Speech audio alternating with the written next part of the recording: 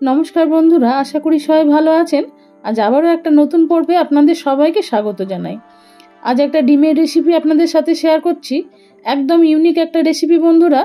भात रुटी परोटार साथे जोदि एरकम डिमेर एकटा रेसिपि थाके ताहले किन्तु आर अन्य कोनो किछु लागबे ना, एतटा टेस्टी हय एई रेसिपि।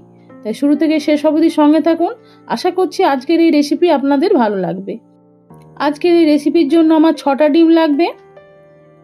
ডিমগুলোকে ভেঙে একটা বাটিতে নিয়ে নিয়েছি। আপনারা আপনাদের যতটা পরিমাণ বানাবেন ঠিক সেই অনুযায়ী ডিমগুলো নেবেন। এবার পরিমাণ অনুযায়ী আমি লবণ দিলাম আর দিয়ে দিচ্ছি খুব সামান্য পরিমাণ গোলমরিচ গুঁড়ো। ডিমটাকে একটু ভালো করে ফেটে নিতে হবে। আমার চ্যানেল এখনো সাবস্ক্রাইব করা না থাকলে বন্ধুরা আপনাদের কাছে অনুরোধ রইল ভিডিওর পাশে থাকা বেল আইকনটি প্রেস করে আমার চ্যানেলটিকে সাবস্ক্রাইব করার। যারা আমার নতুন বন্ধু হয়েছেন তাদের জন্য রইল অনেক ভালোবাসা আর অনেক ধন্যবাদ। ডিমটা দেখুন ভালোভাবে ফেটানো হয়ে গেছে। আজকের এই রেসিপির জন্য আমার লাগবে দুটো পেঁয়াজ, বেশ একটু বড় সাইজের নিয়েছি, একটা মাঝারি সাইজের টমেটো আর একটা ক্যাপসিকাম। পেঁয়াজ, টমেটো আর ক্যাপসিকামগুলোকে আমি আগে থেকেই ভালো করে জল দিয়ে ধুয়ে রেখেছি। এবার পেঁয়াজগুলোকে কিন্তু আজকের রেসিপির জন্য একটু বড় করেই কাটতে হবে। আমি এখানে একটা পেঁয়াজকে 4 টুকরো করে নিয়েছি, দিয়ে মাথার দিকটা একটু কেটে নিয়ে পেঁয়াজের পিসগুলোকে এরকম ভাবে ছাড়িয়ে নিতে হবে। দুটো পেঁয়াজই আমার ছাড়ানো হয়ে গেছে। এবার কাঁচা লঙ্কাগুলোকেও একটু বড় বড় করে আমি কেটে নিচ্ছি।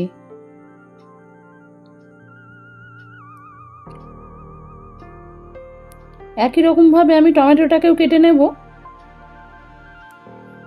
একটা মাঝারি সাইজের টমেটো, সেটাকে আমি 8 পিস করে নিয়েছি। একই রকম ভাবে এবার আমি ক্যাপসিকামটাকেও কেটে নিচ্ছি একটু বড় বড় করে। এই রেসিপিতে পেঁয়াজ, ক্যাপসিকাম, টমেটো এগুলো একটু বড় বড় করে কাটলে বন্ধুরা রেসিপিটা খেতে অত্যন্ত সুস্বাদু হয়। তাই চেষ্টা করবেন এরকম একটু বড় বড় করে কেটে নিতে। তাতে রেসিপি দেখতেও খুব সুন্দর হবে আর খেতেও বেশ ভালো লাগবে। ক্যাপসিকাম কাটা হয়ে গেছে। এবার আমি একই সঙ্গে সবগুলোকে নিয়ে নিলাম। আর এই রেসিপিতে লাগবে রসুন কুচি আর আদা কুচি। সাদা তেল দিয়ে আজকের এই রেসিপি তৈরি করছি। খুব সামান্য পরিমাণ তেল দিয়েছি, 4 চামচে প্রায় 2 থেকে 3 চামচ। এবার পুরো ডিমটাকে আমি একই সাথে ঢেলে দিলাম। গ্যাসে ফ্লেমটা লো রেখেই ডিমটাকে ভাজতে হবে। একটু ঘুরিয়ে ঘুরিয়ে দিয়ে ডিমটাকে চারিদিকে ছড়িয়ে দিলাম। তারপরে খুব হালকা করে ডিমটাকে ভেজে নিতে হবে।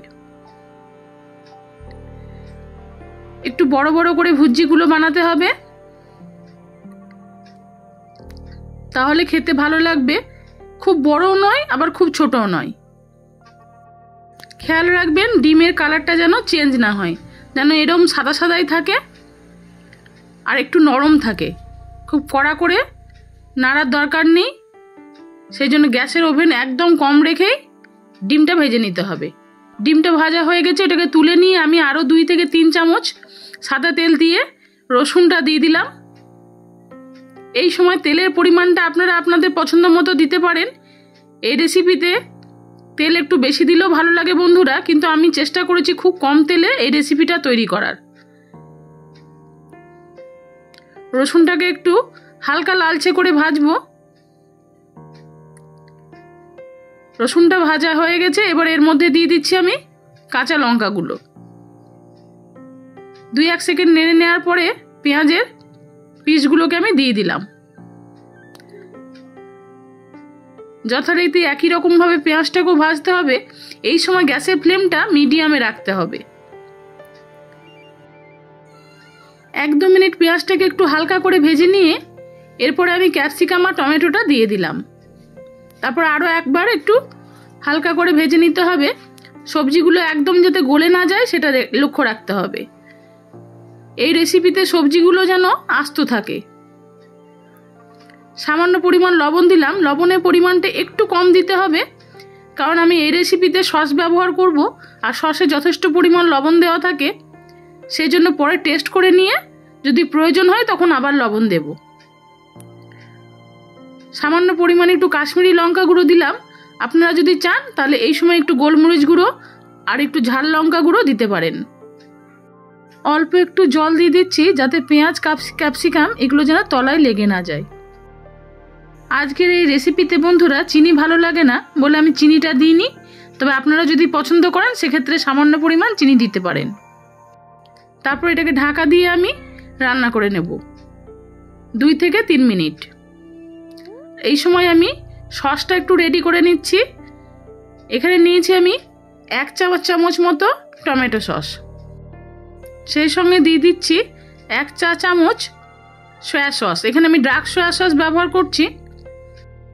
আর দিচ্ছি 1 চা চামচ গ্রিন চিলি সস, 1 চা চামচ দিলাম কর্নফ্লাওয়ার, আপনারা চাইলে ময়দাও এর ক্ষেত্রে দিতে পারেন।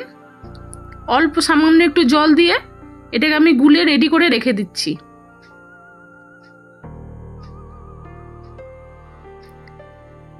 দু 3 মিনিট পর ফিরে এলাম। পেঁয়াজ ক্যাপসিকাম টমেটো খুব সুন্দরভাবে ভাজা হয়ে গেছে দেখুন, আর একদম গলেও যায়নি।